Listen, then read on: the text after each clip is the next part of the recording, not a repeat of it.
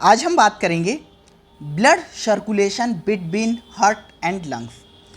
आपके लिए बहुत इम्पॉर्टेंट है कि ब्लड हार्ट और लंग्स के बीच कैसे ट्रांसफ़र होता है, लंग से हार्ट में कैसे जाता है, हार्ट से लंग में कैसे आता है। तो स्टार्ट करते हैं। एसबीसी का मतलब होता है सुपीरियर वेना कावा, आईबीसी का मतलब होता है इन्फीरियर वेना कावा। तो इन्फीरियर वेना कावा होती है लोअर पार्ट ऑफ बॉडी। कहाँ से लाती है? Lower part of body. Lower part of body से डी ऑक्सीजनेटेड ब्लड, डीओबी का मतलब है D oxygenated blood, D oxygenated blood लेकर आती कहाँ? राइट एट्रियम में। सुपीरियर वेना कावा सुपीरियर है तो कहाँ से? Upper part of the body, upper part of the body, upper part of the body से डी ऑक्सीजनेटेड ब्लड, डीओबी का मतलब है डी ऑक्सीजनेटेड ब्लड लेकर कहाँ आती है? राइट एट्रियम में। तो पूरी बॉडी से ये अपर पार्ट से ला रही है, ये लोअर पार्ट से ला रही, तो पूरी बॉडी का जो डी ऑक्सीजनेटेड ब्लड था वो कहाँ आ गया? राइट एट्रियम में। राइट एट्रियम में, राइट एट्रियम से ये ब्लड कहाँ गया? ट्राइकस्पिड वाल्व, टीबी का मतलब है ट्राइकस्पिड वाल्व के थ्रू होता हुआ कहाँ गया? Right ventricle. राइट वेंट्रिकल से ये ब्लड कहाँ गया? पल्मोनरी आर्टरी के थ्रू कहाँ गया? लंग्स में। आपने सुना होगा या पढ़ा होगा कहीं पर भी कि पल्मोनरी जो आर्टरीज होती हैं उसमें क्या होता है? डी ऑक्सीजनेटेड ब्लड होता है। क्योंकि नॉर्मल क्या होता है? नॉर्मल ये होता है जो आर्टरी होती है उसमें क्या होता है? ऑक्सीजनेटेड ब्लड होता है, ऑक्सीजनेटेड ब्लड होता है।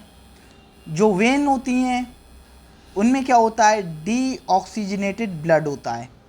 लेकिन पल्मोनरी आर्टरी इसका एक्सेप्शन है। क्यों? क्योंकि यहाँ पर डी ऑक्सीजनेटेड ब्लड है। ऐसा इसीलिए हो रहा है क्योंकि जो पल्मोनरी आर्टरी होती है वो राइट वेंट्रिकल से लंग्स के बीच होती है। तो राइट वेंट्रिकल में जो ब्लड होता है वो डी ऑक्सीजनेटेड होता है और इस डी ऑक्सीजनेटेड ब्लड को कैरी करके कहाँ? लंग्स तक ले जाने का काम पल्मोनरी आर्टरीज करती हैं।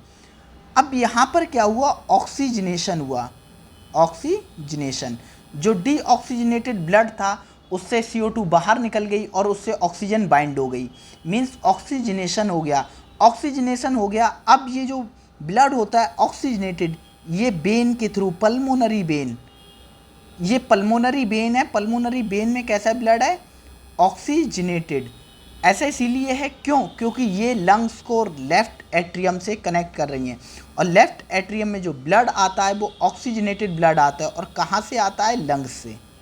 इसीलिए पल्मोनरी जो वेन्स होती है उनमें जो ब्लड होता है वो ऑक्सीजनेटेड ब्लड होता है। ये याद रखने की चीज़ है। आज के बाद आपको हमेशा याद रहना चाहिए कि पल्मोनरी आर्टरी में डीऑक्सीजनेटेड ब्लड होता है और क्यों होता है, इसका कारण ये है। और जो पल्मोनरी वेन्स होती हैं उसमें ऑक्सीजनेटेड ब्लड होता है और क्यों होता है? क्योंकि ये लंग्स और लेफ्ट एट्रियम के बीच पाई जाती हैं और लंग्स से ब्लड को लेफ्ट एट्रियम में लेकर जाती हैं, इसीलिए इनमें क्या होता है? ऑक्सीजनेटेड ब्लड होता है। अब ये जो ऑक्सीजनेटेड ब्लड था लेफ्ट एट्रियम में आ गया, ये मिट्रल वॉल, एमबी का मतलब है मिट्रल वॉल, मिट्रल वॉल के थ्रू कहाँ आया? लेफ्ट वेंट्रिकल में आया। लेफ्ट वेंट्रिकल से ये ब्लड ओर्टा के थ्रू होल बॉडी में डिस्ट्रीब्यूट हो गया। यहाँ से ये कहाँ जाएगा? ओर्टा के थ्रू बॉडी में। तो यहाँ से डीऑक्सीजनेटेड ब्लड था पूरी बॉडी से, राइट एट्रियम में आया, राइट एट्रियम से कहाँ गया? राइट वेंट्रिकल में गया, फिर पल्मोनरी आर्टरी के थ्रू लंग्स में गया, लंग्स में ऑक्सीजनेटेड हुआ, फिर पल्मोनरी वेन्स के थ्रू कहाँ आया? लेफ्ट एट्रियम में आया, लेफ्ट एट्रियम से लेफ्ट वेंट्रिकल में गया और लेफ्ट वेंट्रिकल से ओर्टा से होते हुए पूरी बॉडी में फिर से डिस्ट्रीब्यूट हो गया। ये जो डिस्ट्रीब्यूट हुआ ऑक्सीजनेटेड ब्लड है।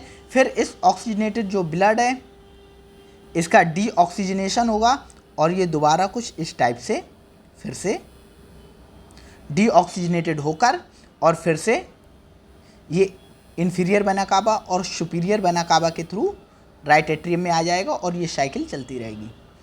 अभी हमने इस डायग्राम के थ्रू आपको समझाया है। अब आगे हम फ्लो चार्ट में आपको बता देते हैं।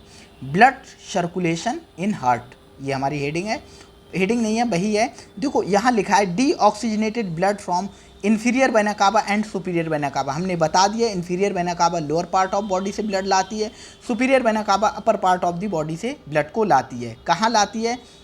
राइट एट्रियम में लाई। राइट एट्रियम में क्या ट्राइकास्पिड वाल्व था, उसके थ्रू राइट वेंट्रिकल में गया, राइट वेंट्रिकल से लंग्स में गया। यहाँ पर क्या होता है, यहाँ पर एक आर्टरी पाई जाती है जिसे कहते हैं पल्मोनरी आर्टरी।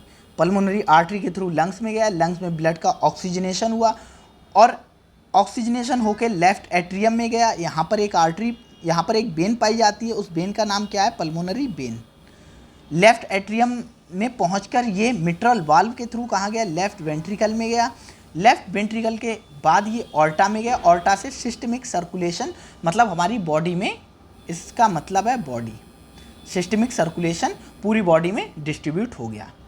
ये हमारा एक फ्लो चार्ट था, आप ये भी अपनी कॉपी में बना सकते हैं, अपनी कॉपी में बना सकते हैं और ये डायग्राम भी अपनी कॉपी में अलग से बनाकर याद रख सकते हैं।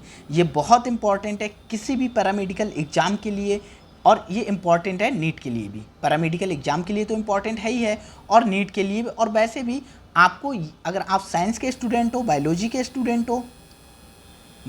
स्टूडेंट हो तो आपको इतना तो पता होना ही चाहिए। तो आज की वीडियो में इतना ही था। वीडियो अच्छी लगी हो तो वीडियो को लाइक कीजिएगा, चैनल को सब्सक्राइब कीजिएगा।